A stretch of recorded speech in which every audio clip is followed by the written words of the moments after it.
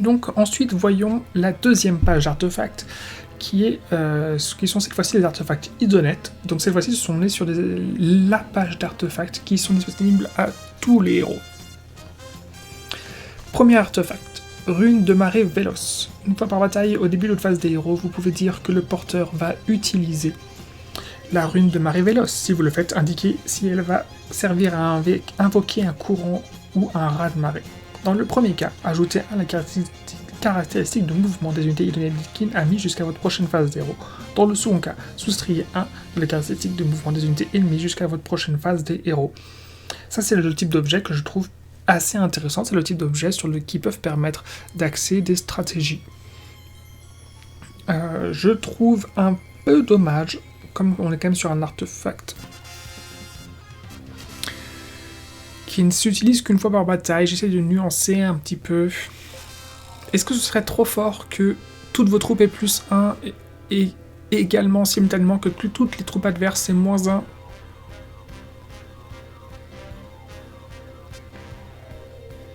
Non, ce serait pas trop fort, ce serait très bien. Ça en ferait un artefact qu'on envisagerait très sérieusement à chaque fois. Ça ferait pas un artefact qu'on prendrait à chaque fois. Mais ça en ferait un artefact dont on serait absolument convaincu de l'utilité. Là, ça en fait un artefact... on se dit, il est bien. Je le prendrais si vraiment à côté c'est de la merde. Mais avec un peu de chance, ce sera pas de la merde à côté. Voilà ce qu'on se dit en fait. Second artefact, perle noire. Lancez un dé à chaque fois que vous allouez une blessure ou blessure mortelle au porteur. Sur 6+, la blessure est annulée. Donc là, on a un vrai Feel No Pain. Oui, c'est bien. C'est toujours ça de prix. Voilà. Là, vous l'avez, votre Feel No Pain. Votre fameux Feel No Pain. L'ultime lamentation de Leandra. Troisième artefact. Une fois par bataille, au début de la phase de déroute, vous pouvez déclarer que le porteur libère l'ultime lamentation de Leandra. Dans ce cas, les unités Idonet d'Ipkinami qui sont entièrement à 18 ou moins du porteur n'ont pas effectué le test de déroute à cette phase. Et ben ça c'est fort ça. Ça c'est intéressant.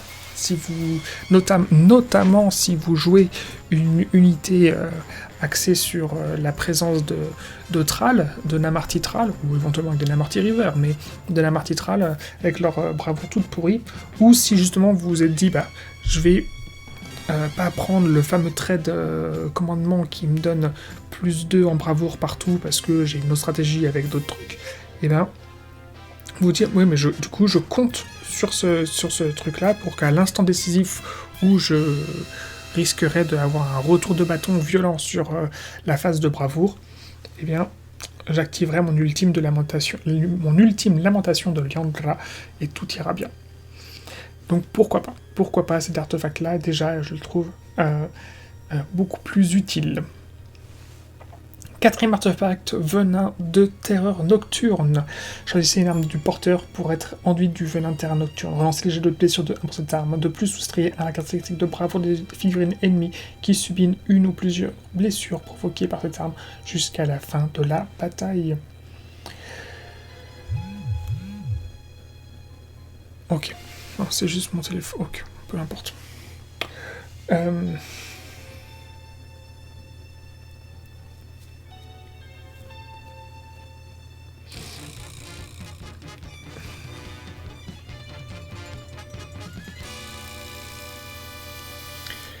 A priori, il est pas trop mal parce que il fait pas que l'un ou l'autre, il fait les deux. Le petit souci, c'est que un artefact qui se met sur une arme, on a envie de le donner à l'Édolon de la Tempête, et on a vu que l'Édolon de la Tempête, il s'en foutait complètement de relancer les 1. Donc, malheureusement, a priori, il y a peu de possibilités dans lesquelles on va jouer cet artefact. On va sans doute jouer cet artefact à petit format. Voilà, à moins de 1000 points. Pourquoi pas? Oui, à 2000 points, je ne vous le suggère pas.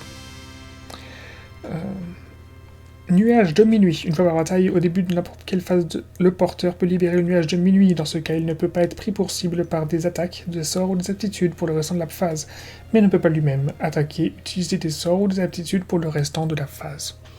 Bon voilà, c'est le fameux objet qui vous permet, entre guillemets, de foguer une phase, notamment une phase de magie ou des choses comme ça pour l'adversaire. C'est, voilà, vous mettez ça sur votre général qui est un peu exposé. C'est l'unité la plus proche de votre adversaire, il est obligé de la prendre pour cible quand il tire. Vous activez votre fameux nuage de minuit, et bien cette île n'est plus ciblable. Enfin, il n'est plus ciblable. Il ne peut plus être pris pour cible. Il faut juste que j'aille vérifier un truc.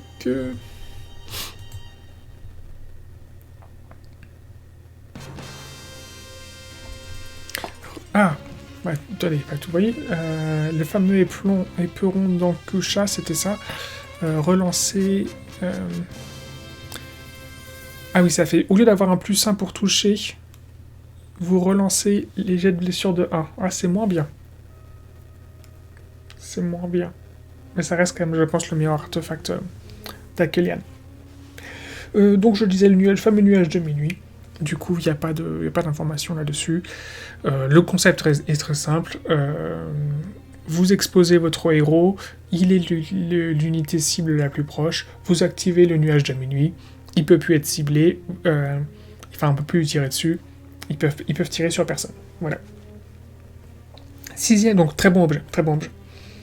Sixième objet, coquille des songes. Une fois par bataille, au début de votre phase des héros, vous pouvez déclarer que le porteur va utiliser la coquille des songes. Dans ce cas, choisissez un héros ennemi à 9 pouces ou moins du porteur qui est visible de celui-ci et lancez 2d6.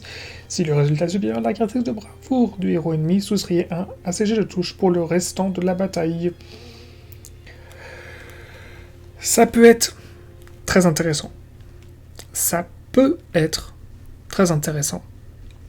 Si votre adversaire a un héros qui est un gros ton de corps à corps. Mais ça veut aussi dire qu'il faut que ce héros ait une bravoure au maximum de 8. Parce que sinon ça va être compliqué de bien le positionner, ce truc.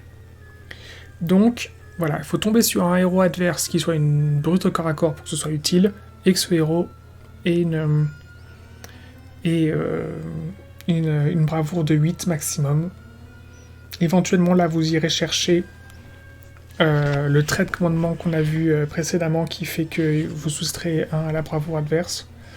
Et ça veut aussi dire que votre héros, il doit s'exposer un minimum envers ce gros ton de corps à corps, puisqu'il va être à 9 pouces de lui, donc à distance de charge. Voilà.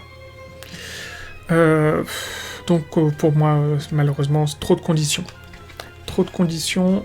Sur cette page d'artefacts, on ira chercher la perle noire qui vous fait un Feel No Pain sur du A6+, l'ultime lamentation de Liandra qui vous permet d'éviter pour toutes vos unités entièrement à 18 pouces la phase de déroute, et le nuage de minuit, donc le 5e objet, qui vous permet de foguer une phase de tir à l'adversaire.